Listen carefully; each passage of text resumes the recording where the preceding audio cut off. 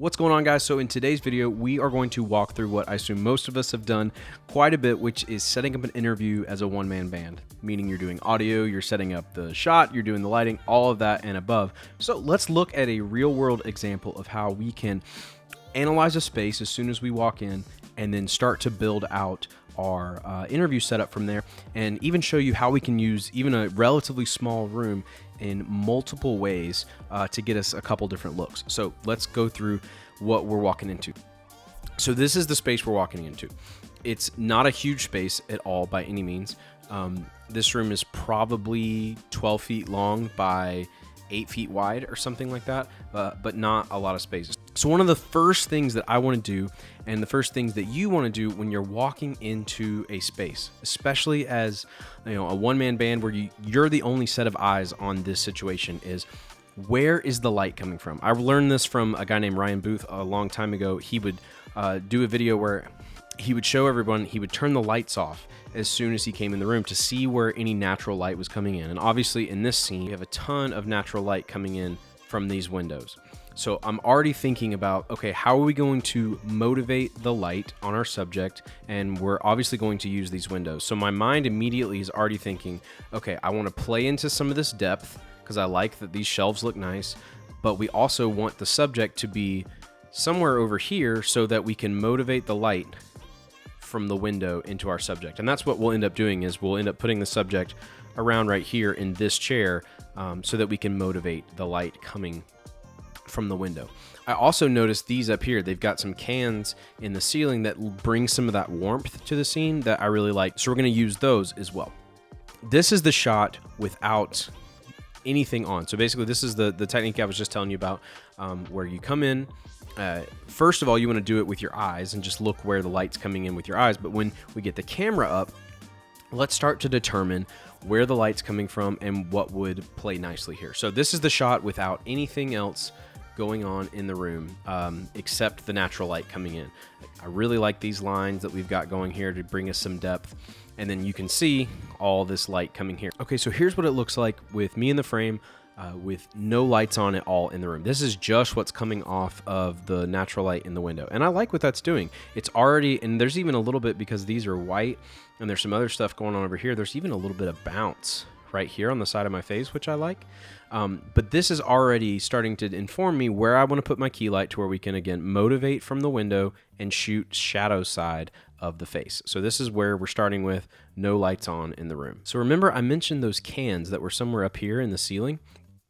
I want to turn those back on because you see all the warmth that it's bringing on the wall, how it's starting to hit the picture frames right here, and it's starting to feel more like a lit space in the background, because it's not just coming from the window or what's eventually going to be the key light on our face, but it's starting to feel more warm and like a space that is lit versus just somebody in a room that has a light on them. And I'll show you what that maybe looks like here in just a second. Here's the other thing I want you to notice. So this is really key. So even though I love what's going on back here, warming up the walls and kind of getting some light off of these pictures and everything, all this ugly shadow that's going on underneath my eyes, all of this weird shadow going on here, because there's another one of these cans directly above my head. What do we do about this? Well, there's one technique that I would love to see younger videographers start to implement, and that's using flags. So what I did was we put up a 4x4 flag just off the frame here on a C-stand, and then we basically flagged off that light that's right above my head so that we could get rid of all this nastiness that's going on with the shadows. Now that we've flagged the light, we still get that warmth that's going on back here in the back of the frame, which I really like. But we're getting rid of all this stuff that we don't like, that the can that was directly above my head was causing. That's why it's really important to have a black solid flag in your kit so that you can kill unwanted light sources or use it for negative fill. We can talk about that in another video. We're motivated from the window, and now we can start to bring in our actual lights, our key and our fill light for this. Now the key light is on, and all of this is motivated from the window. So the key light is up here, off frame, big soft source, getting all of this goodness to where you get the fall off we're looking for on the shadow side and all of that goodness. And if we had to stop right here, this would be a really great one light setup. However, it's feeling just a little dark on this side of the face for what we were shooting. We were shooting some stuff about nonprofits today that needed to be a little happier and not as intense on the maybe the shadow right here. So let me show you. We're going to bring in a tube, just an Amaran P2C right over here off frame, just to fill in a little bit of what's going on over here. Now we've arrived at our final image. We've got just a little bit of play going on over here from the Amaran. So we've got the tube up here at like a 45-degree angle, and it's only at like 20%. It's not even doing a ton, but it just lifts this just a little bit. It's not as intense, but it still feels like we're in an intentionally lit space. You're getting this motivated light from the window from our key light that's making this, but we've still got some nice fall off over here on the other side of the face. But we've also matched our color temperature of the key light to what's going on up here with the cans that are in the room, giving us this nice warmth going on back here.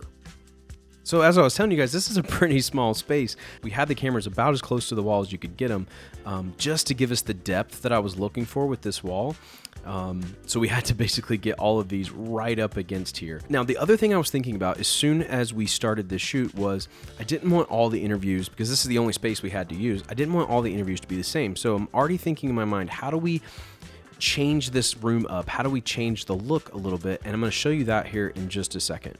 So basically what I decided was to flip the room and have the subject here looking from right to left instead of from left to right, and then still playing on this nice depth that we have going on back here, and then playing the key light from the opposite side. So basically flipping the shot to where, like I said, we've got some people looking left to right and others who were looking right to left.